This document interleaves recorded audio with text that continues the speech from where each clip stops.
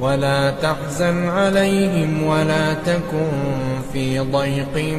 مما يمكرون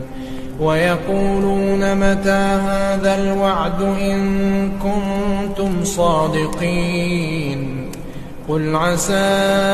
أن يكون ردف لكم بعض الذي تستعجلون وإن ربك لذو فضل على الناس ولكن أكثرهم لا يشكرون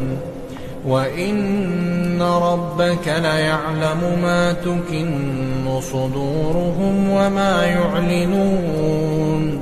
وما من غائبة في السماء والأرض إلا في كتاب مبين.